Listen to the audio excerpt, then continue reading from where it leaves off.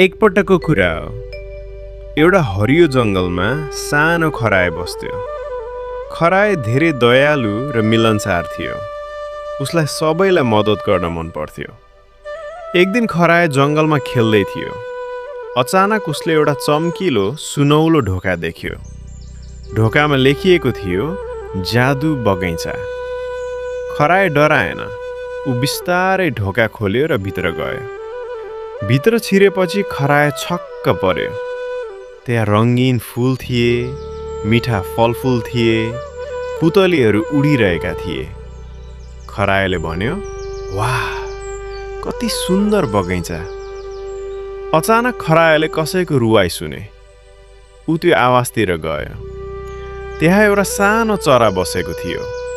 चराको पखेटा दुखेको थियो। खराएले भन्यो, डर नमान सानो चरा, म तिमीलाई मद्दत गर्छु। खराएले एउटा पात ल्यायो, पानी ल्यायो र चराको पखेटामा लगायो। केही बेरपछि चरा खुसी भयो। उसले भन्यो, अब म उड्न सक्छु। चरा आकाशमा उड्यो। खराएले हात हल्लाएर बिदा गर्यो। त्यसपछि खराएले एउटा सानो बिरुवा देख्यो। बिरुवा सुक्दै थियो। खराएले पानी हालेर भन्यो, बढ सानो बिरुवा, बढ। एकाएक बिरुवा ठुलो भयो। सुन्दर फूल फुल्यो। पुरै जादु बगैँचा झन् चम्किन थाल्यो। सबै जनावर आए। सबै खुसी भए।